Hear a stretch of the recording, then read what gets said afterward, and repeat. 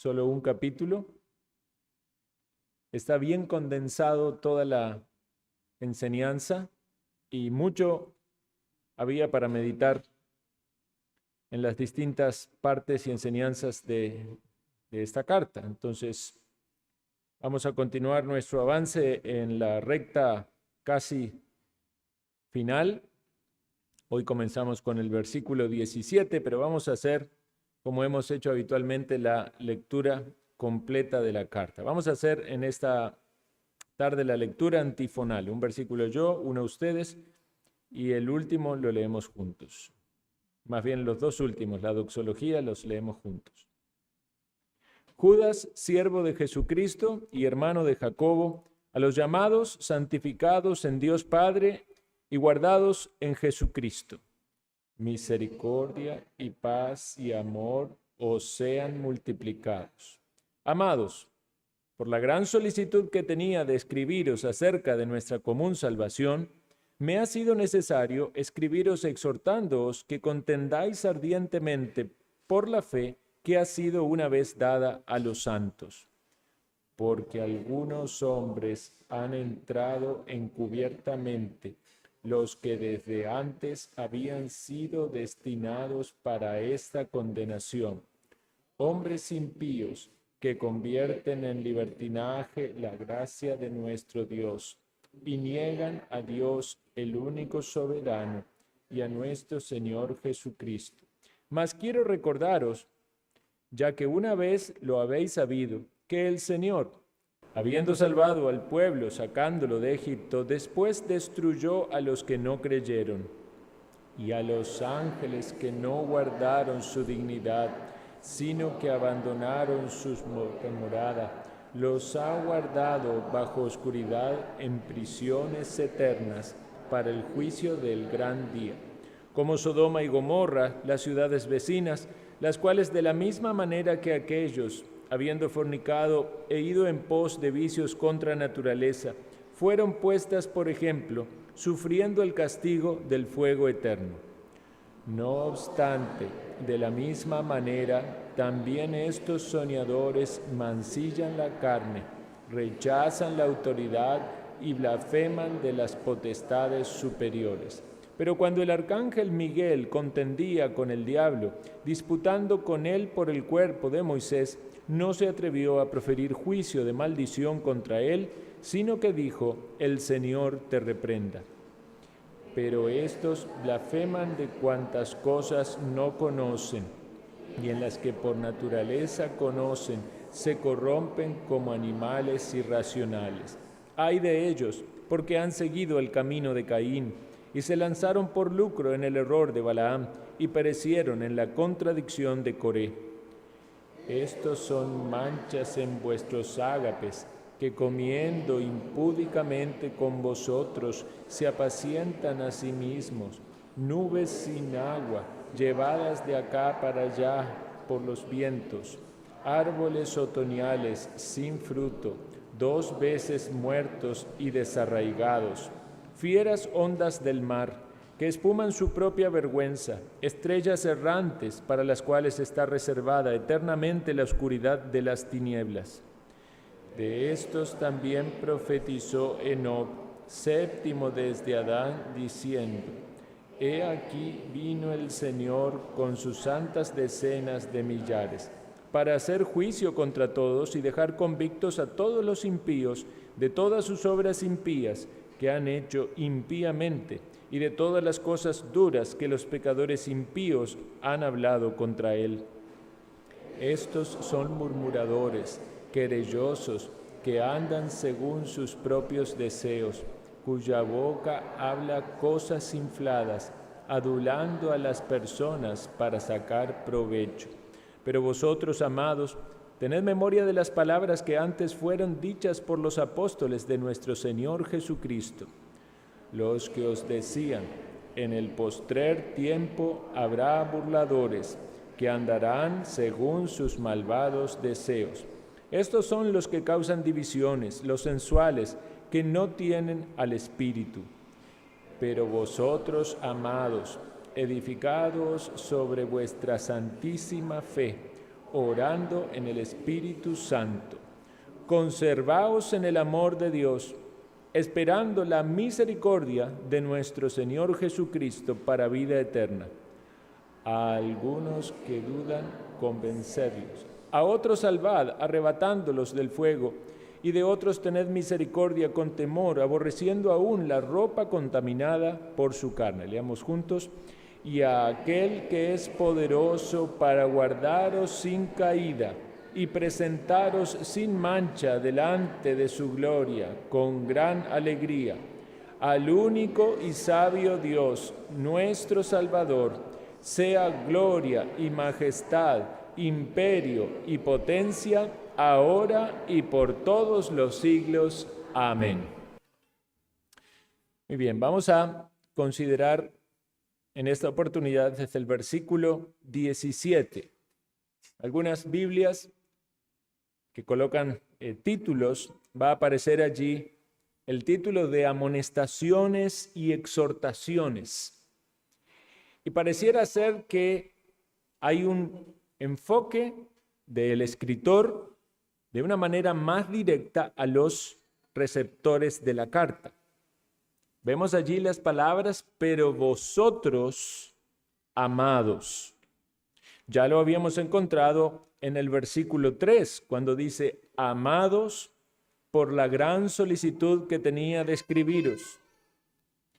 Son palabras sinceras del escritor para estos creyentes a los cuales él pretende edificar.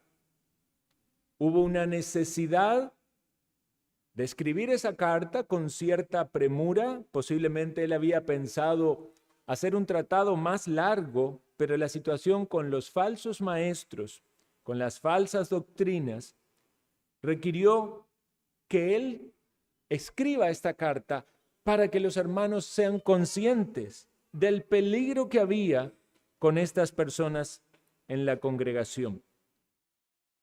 Ellos debían aprender a contender ardientemente por la fe. Y eso implicaba no solamente guardar la doctrina y advertir cualquier doctrina equivocada de parte de los falsos maestros, sino también que debían mirar la vida de estos falsos maestros, porque la vida de ellos es una vida impía. Y a lo largo de toda esta carta no se dedica Judas a atacar las doctrinas que ellos sostenían, sino más bien a describir la vida corrupta que ellos vivían. Por lo tanto, ahora toma este enfoque una vez más personal, así como en el inicio de la carta, para animarlos a contender. Luego vemos en la carta que habla de juicio y empieza esa larga y profunda descripción de estos falsos maestros. Pero ahora vuelve otra vez a esta expresión de cercanía con ellos, y la vamos a ver nuevamente repetida en el versículo 20, pero vosotros amados, como si de manera más personal él quisiera marcar ese contraste. La palabra pero habla de ese contraste. Esto es como viven los falsos maestros. Esta es la vida licenciosa que tienen.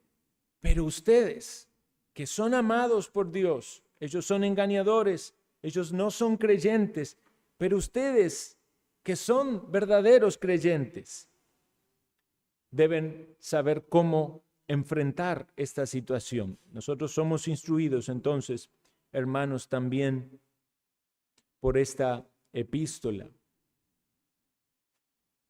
Si algo deben saber estos hermanos, los hermanos receptores de la carta, como también lo debemos saber nosotros, es que la vida de los falsos maestros, no importa cuán importantes sean en el círculo en el que se mueven, no importa cuán grande sea la cantidad de personas que los siguen o las iglesias multitudinarias que ellos lideren, lo que deben saber los verdaderos creyentes es que ellos viven vidas licenciosas, pero el verdadero creyente se separa de esas personas porque quiere honrar a Dios.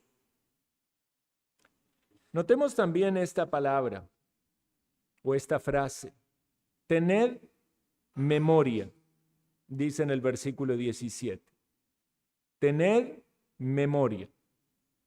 Lo que quiere hacer Judas aquí es que recuerden cosas que ellos ya habían sido enseñados. En el versículo 5 también dice, mas quiero recordaros, y le habla posteriormente de los juicios de Dios, tanto con Israel como con los ángeles, como con las ciudades paganas. Qué importante que es hacer memoria de las lecciones que Dios ha dejado en las Escrituras.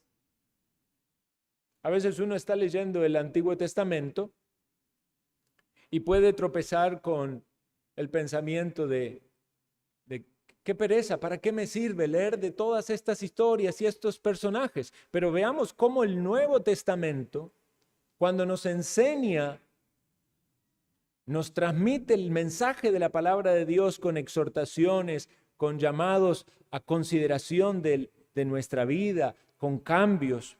Apela al Antiguo Testamento en el cual se fundamentan esas lecciones. Es la palabra de Dios. Aun cuando usted está leyendo de gente que no hace lo correcto y que no es un ejemplo al cual seguir, uno aprende por el rechazo de eso que desagrada a Dios.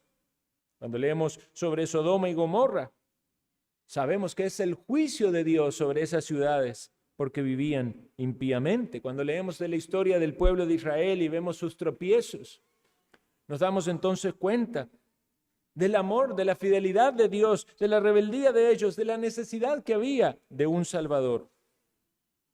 Entonces debemos tener una actitud correcta hacia toda la Escritura y debemos tratar de leerla para aprenderla y para recordarla.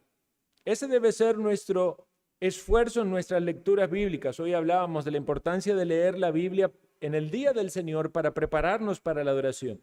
Pero también nuestra lectura y meditación diaria de las Escrituras y nuestro aprendizaje de las Escrituras. ¿Ha leído usted la Biblia de tapa a tapa? ¿La ha leído ya varias veces? Esa debería ser la meta de un cristiano. Una vez que ha sido salvado por el Señor, que es discípulo de Cristo, quiere conocer la palabra de Dios. Y es un desafío para los primeros cristianos decir, quiero leer la Biblia completa. Y eso es lo que cada cristiano debe hacer, pero no es que usted terminó de leer la Biblia y dice, ya está, ya la leí, ya la sé. No, volvemos otra vez. Hay muchos métodos de lectura, algunos hacen el método de tapa a tapa, de Génesis al Apocalipsis, otros le gustan cronológicamente, otros quieren leer libros salteados. Independientemente del método que usted elija, usted tiene que conocer las Escrituras, tiene que saber manejarla. Hoy hablábamos con un hermano que está viniendo a la iglesia hace ciertos domingos y me dice, es que yo no sé todavía encontrar los libros en la Biblia, pero ya estoy aprendiendo. Y eso es lo que el creyente debe buscar, tener cada vez un mejor dominio de las Escrituras, porque cuando vamos leyendo porciones de la palabra, el Espíritu Santo nos trae conexiones con otras partes de la palabra. Y por medio de esas conexiones somos edificados al considerar el consejo completo de Dios. Entonces, si en esta enseñanza dice Judas, tened memoria, y nos remonta a escrituras bíblicas, y ahora en el versículo 17 dice, tened memoria de las palabras que antes fueron dichas por los apóstoles. Significa que nosotros debemos poner sumo cuidado a todo lo que tenemos en las Escrituras, porque se van a interconectar las enseñanzas y nosotros vamos a ser edificados. Además de que tenemos una gran debilidad con nuestra memoria, necesitamos con frecuencia ser recordados. De algún modo especial, el Señor nos da este día para que nosotros podamos dedicarlo a la adoración. Y también en este día, como iglesia del Señor, como miembros de la iglesia local, celebramos el partimiento del pan y de tomar de la copa, que es un memorial de la muerte de Cristo. ¿Por qué? Porque necesitamos hacer memoria. Necesitamos recordar el sacrificio de Cristo cada día del Señor. Aquí el énfasis está en hacer memoria de las palabras apostólicas. Y notemos la gran similitud que hay con lo que dice el apóstol Pedro en su segunda carta. Acompáñeme por favor a segunda de Pedro, capítulo 3. Segunda de Pedro, capítulo 3, versículos 1 al 3.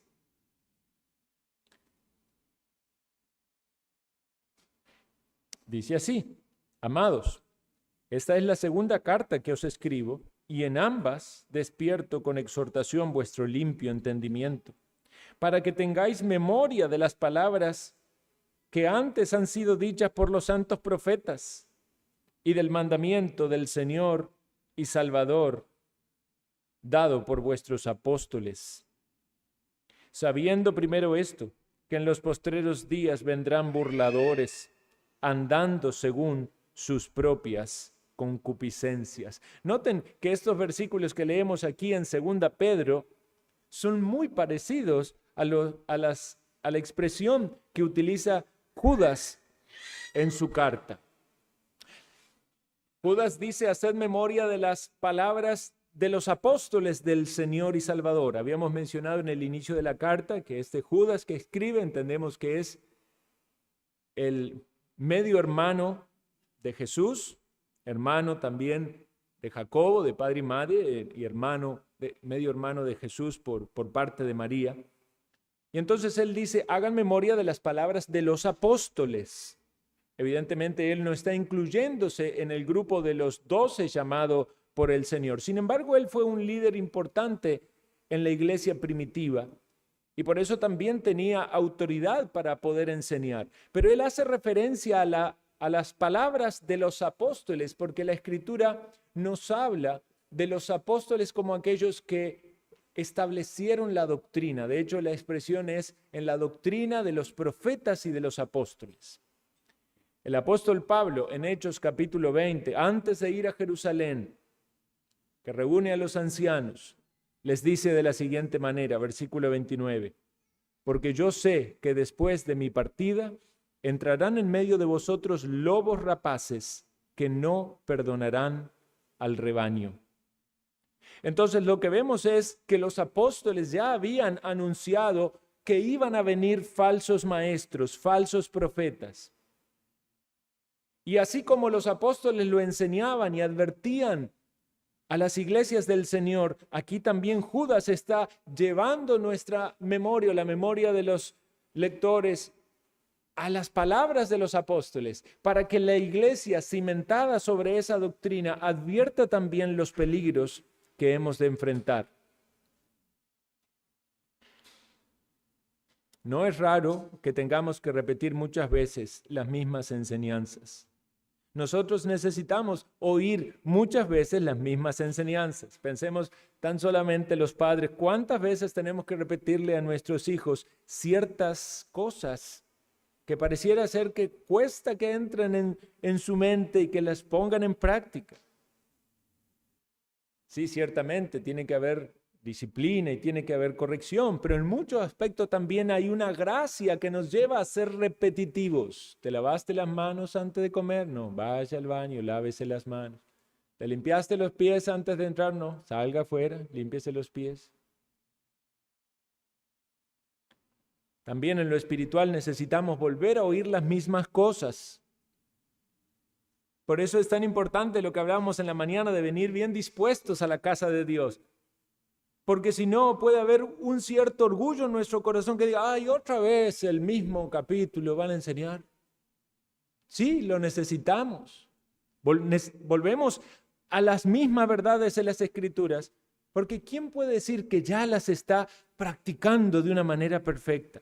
O porque ¿quién puede decir de que esas verdades ya las ha adquirido de una manera en que no puede ser incrementado su conocimiento?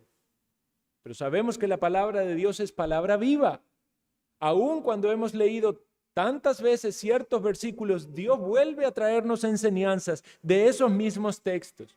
Y algunas veces nos sorprende diciendo, pero ¿cómo? Tantas veces leí las Escrituras y nunca había visto este texto de esta manera. Porque es la palabra viva de Dios que sigue obrando en nuestro interior y dándonos nueva luz y nuevo conocimiento acerca de la enseñanza apostólica. En Efesios capítulo 2, versículo 20 dice, edificados sobre el fundamento de los apóstoles y profetas. Esa es la base, ese es el fundamento. Y como lo hemos repetido muchas veces, en una construcción solamente el fundamento se echa una vez. No se pone el fundamento, luego paredes, luego otro fundamento y luego otro fundamento. No, el fundamento está en la base, en la superficie, luego las paredes y vienen los pisos y viene la estructura. Alguien le preguntó a otra persona y le dijo, ¿cómo me doy cuenta si el que dice que es apóstol es un falso apóstol? Y la otra persona le dijo, si dice que es apóstol, es un falso apóstol. Hoy en día muchos se dicen apóstoles, muchos se dicen profetas. Pero ¿qué es lo que están queriendo decir con eso? Porque también hay un juego de palabras allí, ¿verdad? Apóstol es un enviado. Un enviado. Somos enviados a predicar el evangelio. Se puede decir que es apóstol, pero ¿qué quiere dar a entender usted? ¿Que es apóstol como Pedro, como Pablo, como Juan? Profeta es aquel que proclama un mensaje. Cantamos en el himno, queremos oír la voz del profeta, pero no estamos esperando que venga aquí, se pare un predicador y nos hable de lo que va a acontecer en el futuro, separado del mensaje revelado de la palabra. Una cosa es la proclamación del mensaje. Proclamamos el mensaje cuando predicamos el evangelio, cuando meditamos en nuestros hogares la palabra de Dios. Pero no estamos diciendo que somos profetas. Entonces, cuando entendemos apóstoles y profetas en el sentido de dones dados por Dios a la iglesia, ellos fueron el fundamento de la iglesia y ya no es necesario que haya más apóstoles y más profetas porque el fundamento ya fue puesto. La doctrina ya está establecida. Los evangelistas también tuvieron su rol en ese tiempo, acompañando a los apóstoles, siendo los emisarios de este mensaje, transcribiendo, escribiendo estas cartas para que quede registrado, instrumentado, todo claramente detallado en la obra del Espíritu de Dios, el testimonio de las Escrituras para nosotros. Claro, usted puede decir, yo soy un evangelista. ¿Qué hace? Ando predicando el evangelio por las calles o en los lugares para huérfanos o en las prisiones. Está bien. ¿Quiere entenderlo de ese modo? Usted está evangelizando, dice la Escritura, a su obra de evangelista. Es correcto. Pero ¿está diciendo usted que es uno de esos dones dados por Dios a la iglesia primitiva para la extensión del evangelio? Debemos advertir esas diferencias. Porque si no, también cualquier persona puede decir, yo soy un pastor maestro. ¿Por qué? Y porque yo a los compañeros de trabajo les enseño la Biblia y los cuido de las cosas malas. Sí, debemos discipular, debemos evangelizar, pero ¿está diciendo usted que es un pastor maestro como los que dice la Escritura de dones dados por Dios a la iglesia? Entonces, si tenemos en claro el orden y la enseñanza sobre estos dones, vamos a poder discernir las falsas interpretaciones y falsas enseñanzas de hoy en día. Muchos saben que en la Escritura tenemos instrucciones de cómo las iglesias locales deben evaluar a quienes van a ser sus pastores o maestros por los requisitos bíblicos, pero no hay requisitos ni para elegir evangelistas, ni para elegir profetas, ni para elegir apóstoles. ¿Por qué? Porque no hay hoy esos oficios en la iglesia. Entonces ya es fácil discernir la falsa doctrina cuando alguien se autoatribuye un título que no corresponde doctrinalmente. Lo mismo que alguien que diga que es una pastora. Una pastora es que no ha entendido las Escrituras. Porque dice en los requisitos, marido de una sola mujer, no dice esposa de un solo marido. Entonces, no hay pastoras en la iglesia del Señor. Hay esposas de pastores que ni siquiera son evaluadas ni tienen requisitos. No es el oficio, como hay esposas de diáconos, como hay otras mujeres en la iglesia que sirven en gran medida, pero que no son un oficio en la iglesia. Vean, en los postreros tiempos, dice aquí, en las palabras de Judas, en el postrer tiempo, y en las palabras del apóstol Pablo, postreros tiempos, iba a haber apostasía. Entonces uno dice, ¿cuándo son los postreros tiempos? ¿Se refiere esto allá al Apocalipsis, a algo futuro? Desde la época apostólica ya había quienes apostataban de la fe, quienes dejaban la iglesia, quienes salían de los grupos de los cristianos, y dice el apóstol Juan, salieron de nosotros, pero no eran de nosotros. El apóstol Pablo dice en 1 Timoteo capítulo 4, versículo 4, pero el Espíritu dice claramente que en los postreros tiempos algunos apostatarán de la fe, escuchando a espíritus engañadores, a doctrinas de demonios, por la hipocresía de mentirosos que teniendo cauterizada la conciencia, recuerden el versículo de memorización, prohibirán casarse y mandarán abstenerse de alimentos que Dios creó para que con acción de gracias participasen de ellos los creyentes y los que han conocido la verdad. Estudie, estimado hermano, la historia de la iglesia.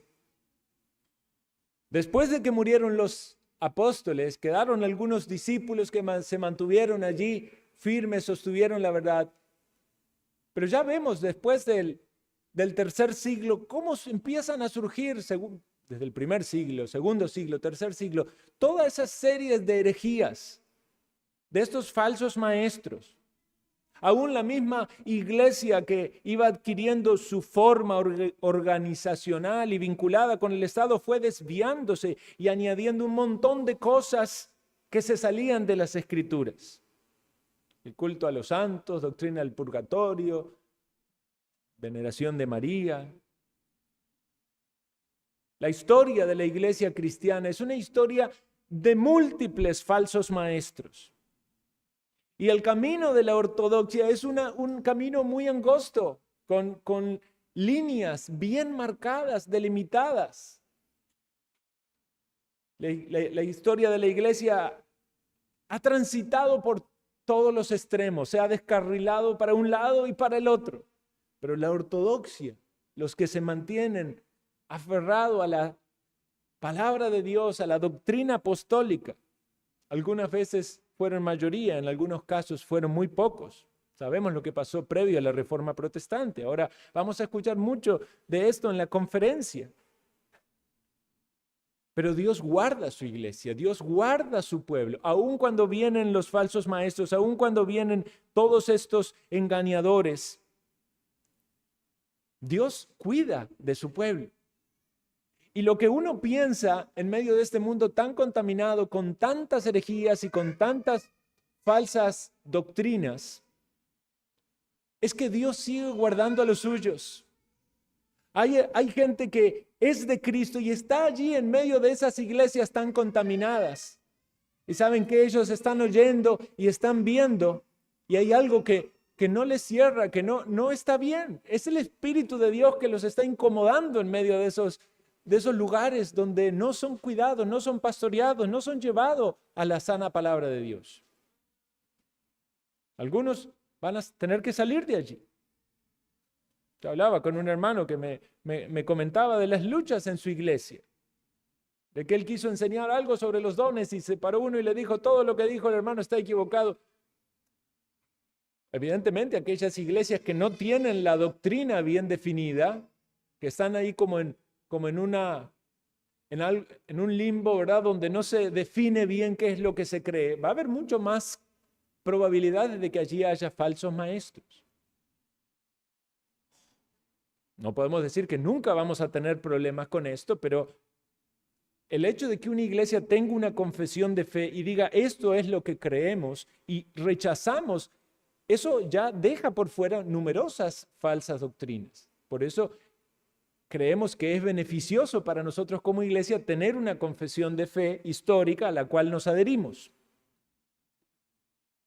Pero muchas iglesias no denominacionales o abiertas en sus prácticas y en sus doctrinas corren con grandes problemas de que allí se levanten estas personas que son falsos maestros y que viven estas vidas que acabamos en los sermones pasados de describir de manera tan profunda, de acuerdo como lo hace Judas, y que va a seguir describiendo, porque pareciera ser que baja a los hermanos y le dice, pero vosotros, hermanos amados, hagan memoria de las palabras de los apóstoles que nos fueron dichas, y repite entonces lo que los apóstoles dijeron, que iban a venir estos hombres, y otra vez parece que se sube a pedalear con la descripción.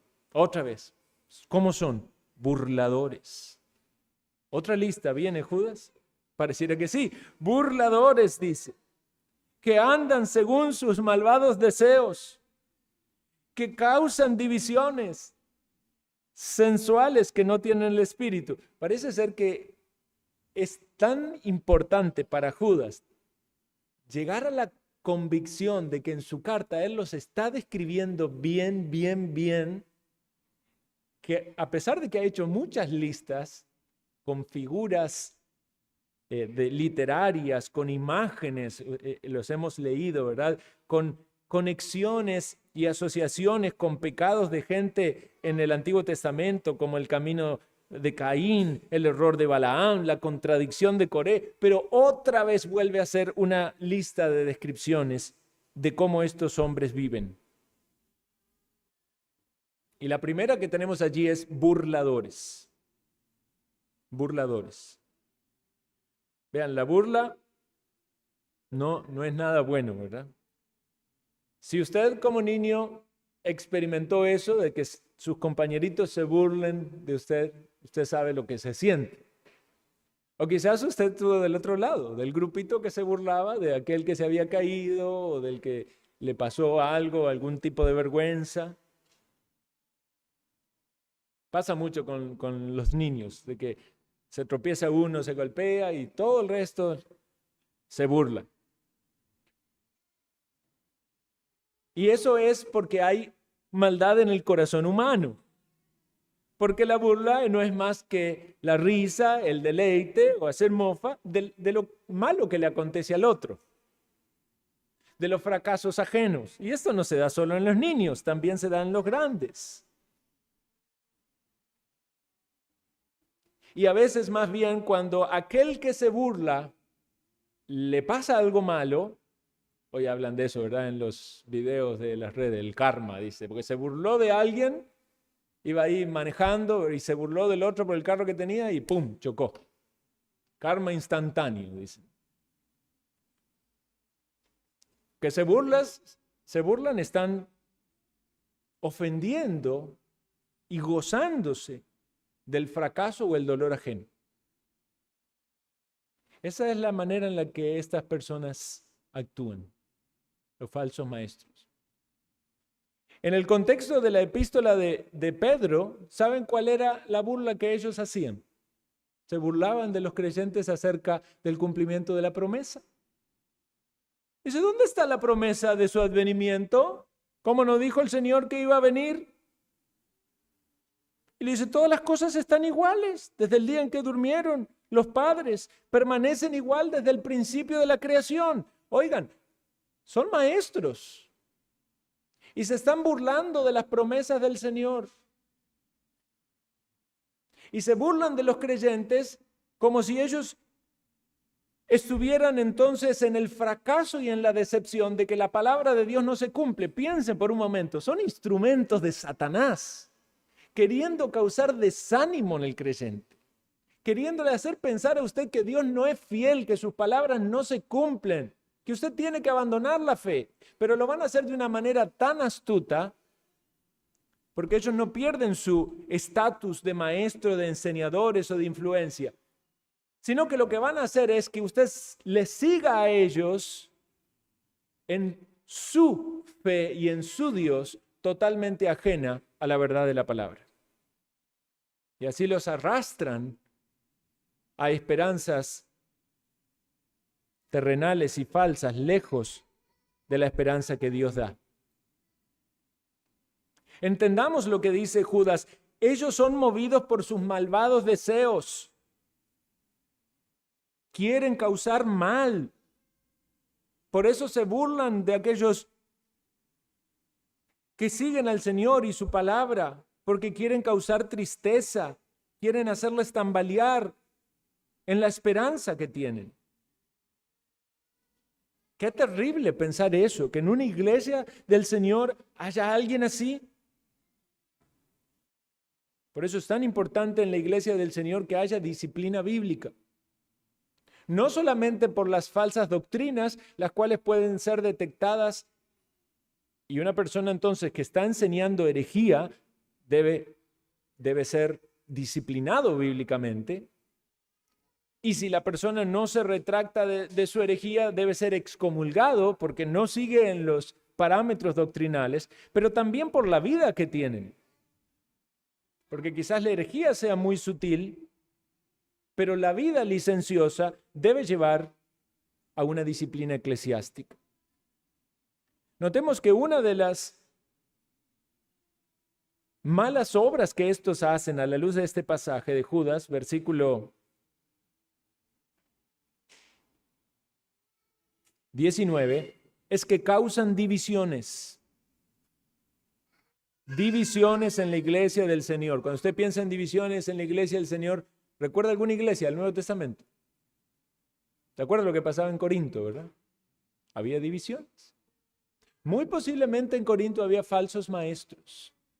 Por eso necesitaba tanto el apóstol Pablo volver a hablar desde la base, desde cero, muchas cosas. Sí, había verdaderos enseñadores. Habla de Apolos, habla de la enseñanza de él. Pero también había falsos creyentes. Por eso los lleva el apóstol a reconsiderar, examinaos si estáis en la fe. Las divisiones pueden surgir por muchas cosas. Puede haber problemas interpersonales.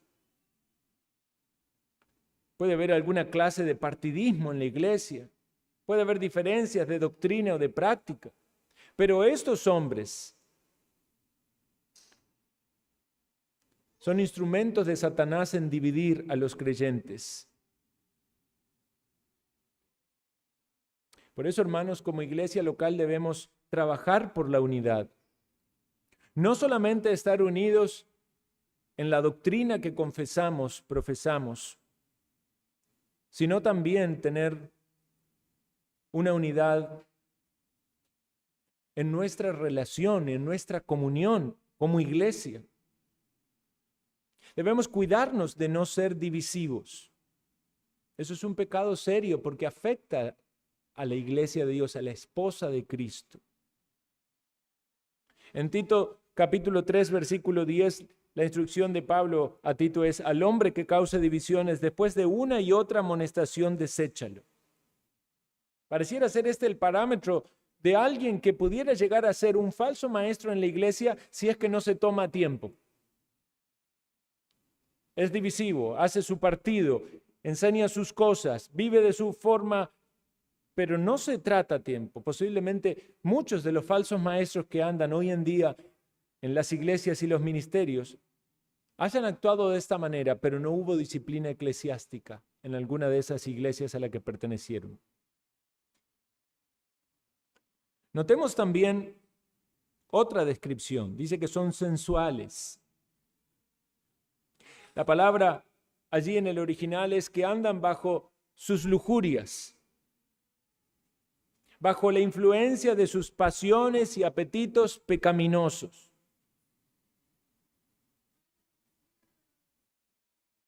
Entonces, estas personas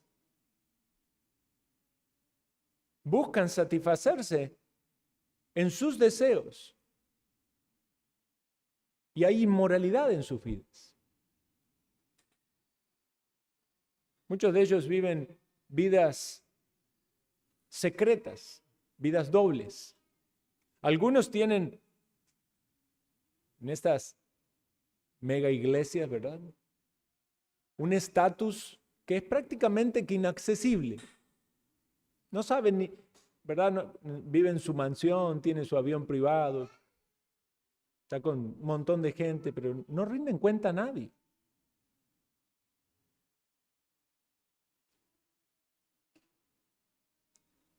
Qué importante es la pureza, pero no solamente en los líderes, en la iglesia del Señor. Dios ha bendecido al hombre y a la mujer con el matrimonio. Honroso sea el matrimonio y el lecho sin mancilla. Pero a los fornicarios y a los adúlteros los juzgará el Señor. Y como hombres y mujeres santos y piadosos, debemos luchar contra todo tipo de inmoralidad e impureza en nuestros pensamientos, en nuestros ojos, en nuestras acciones. Debemos advertir de que hay trampas y tentaciones del enemigo, y hemos escuchado de casos de pastores que han quedado aparte del ministerio por haber caído en el pecado. Pero quizás un pastor hace más ruido por su influencia, pero cuánto dolor que trae a la iglesia saber de que alguno de sus hermanos tropezó en la inmoralidad, en el adulterio, el daño que trae a la familia, las consecuencias sobre un matrimonio.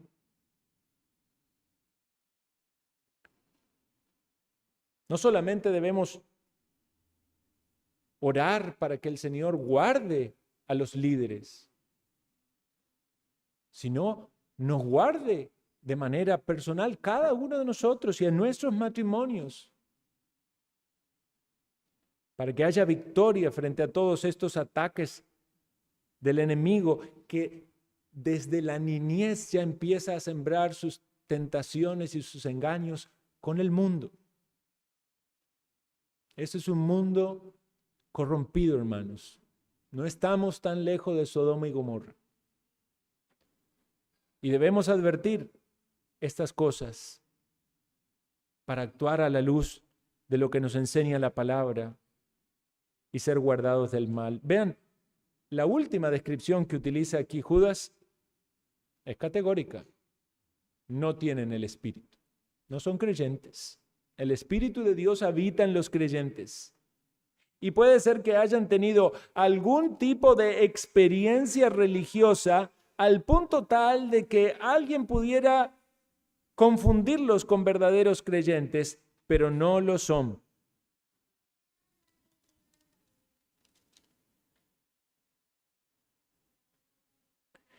En Hebreos capítulo 6, parece un pasaje que es a veces un poco difícil para algunos de entender, y las personas que sostienen que la salvación se pierde, entonces van a malinterpretar ese pasaje y decir, ves, estas personas fueron creyentes, pero luego perdieron la salvación. En Hebreos capítulo 6, versículo 4, dice así, porque es imposible que los que una vez fueron iluminados y gustaron del don celestial y fueron hechos partícipe del Espíritu Santo, y asimismo gustaron de la buena palabra de Dios y de los poderes del siglo venidero, y recayeron, sean otra vez renovados para arrepentimiento, crucificando de nuevo para sí mismo al Hijo de Dios y exponiéndole a vituperio. Otro pasaje dice que el perro vuelve a su vómito y la puerca lavada vuelve a revolcarse en el cieno. Hermanos, los falsos maestros, como los falsos creyentes, pueden haber tenido experiencias espirituales muy similares en lo exterior, pero en el interior nunca fueron convertidos. No tienen al Espíritu de Dios. En el próximo sermón vamos a continuar con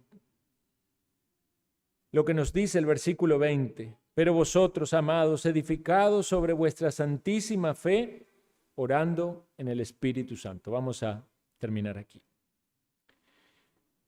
Te agradecemos, oh Padre, por tu palabra que nos recuerda las enseñanzas apostólicas, nos advierte de estos malos hombres y estas malas obras. y entendemos que nosotros, tu pueblo, somos amados y somos llamados a vivir una vida diferente, conforme a la fe que profesamos. Oh Señor, guárdanos de los engaños de este mundo, de las tentaciones de Satanás, de toda la falsedad y el engaño que puede de alguna manera llegar por medio de las falsas doctrinas o falsas enseñanzas, pero también de la influencia de falsos maestros. Guarda nuestra iglesia para que viva de manera distinguida en la unidad, en el amor, en la pureza. Guarda los hogares, los matrimonios, la vida de cada uno en forma individual y de los niños que ya a tan temprana edad son bombardeados con las cosas malas de este mundo. Oh Señor, concédenos que podamos tomar esta tu palabra con disposición y seriedad, haciendo memoria de lo que tú quieres que tengamos presente en nuestra mente para vivir de modo que te agrademos. Pedimos tu bendición en el resto de esta noche. En Cristo Jesús. Amén.